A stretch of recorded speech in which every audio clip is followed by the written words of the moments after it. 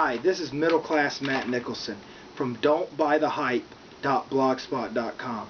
Today I'm bringing you a preview of the great rivalry between Duke and Carolina.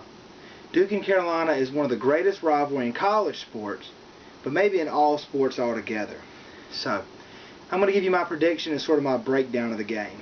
This year, both Carolina and Duke are very good teams. Carolina was preseason picked to be the #1 team in the country.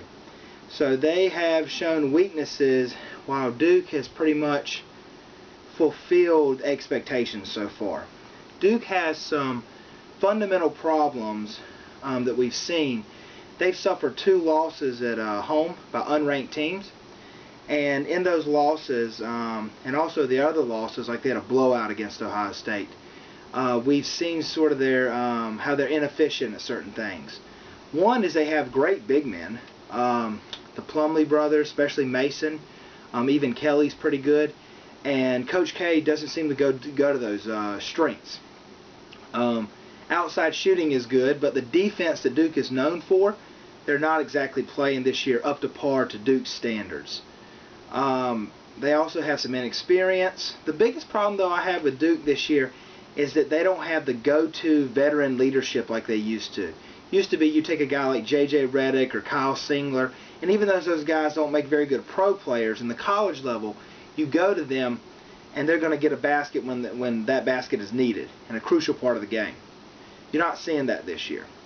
With Carolina, I've also seen some things that have sort of been their Achilles heel, if you will, and that is they also don't have sort of a go-to player. Harrison Barnes has been that player at times, but they really don't have one that is, when they go to them, he's going to get that bucket for them like they've had in the past, like Ty Lawson or Tyler Hansbrough, Rashad McCants, Raymond Felton, Sean May. Those guys, when the crucial points of the game, when you went to them, they got baskets for you.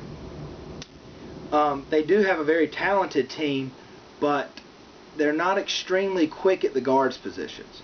And with Dexter Strickland out, they're even less quick. Now they are very long, and they are very talented, and they're shooting better from the outside.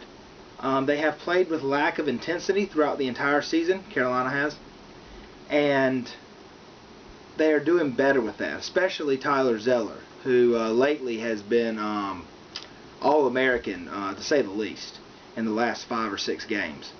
But he could do even more. A 7-footer with his skill sets and athleticism, the way he runs the floor, could dominate the entire NCAA.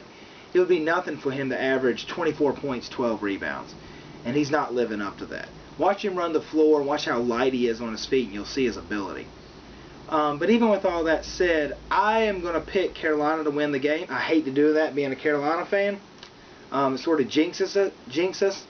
And I hate to pick against Coach K because he always figures out a way to win.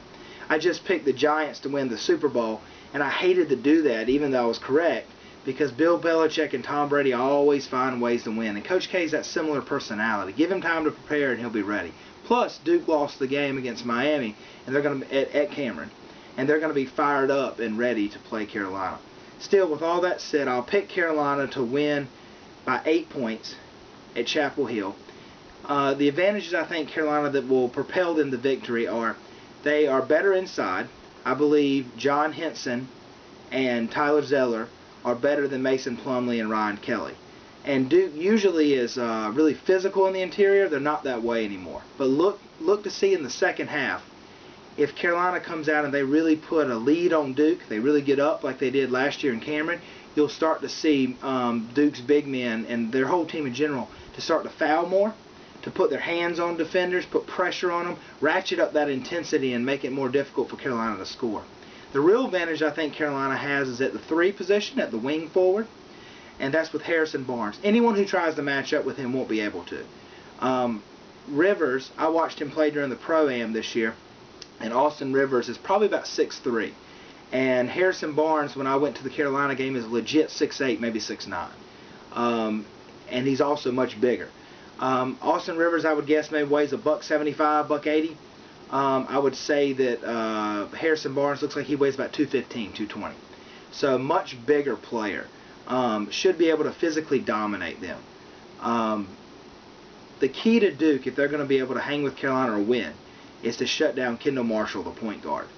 Duke does have quicker guards than Carolina. It's really their only advantage. And if they're able to put pressure on ball pressure, which they're known for, they haven't done it well this year, but they are known for that traditionally. They could be able to shut down Kendall and keep him from getting the ball to people like Harrison Barnes, Tyler Zettler, John Henson, the rest of the crew. This year, Carolina has been hit or miss, if you will. They've had games where they look like against Kentucky, where they're as good as anybody in the country, and they've had games where they look like they didn't care to really be there. If Carolina brings the intensity to Duke, considering they're at their home stadium, and Duke won't get the home cooking until they get to Cameron Indoor Arena, Carolina should be able to win this game. And I'll see you next time. This is Middle Class Matt from don'tbuythehype.blogspot.com.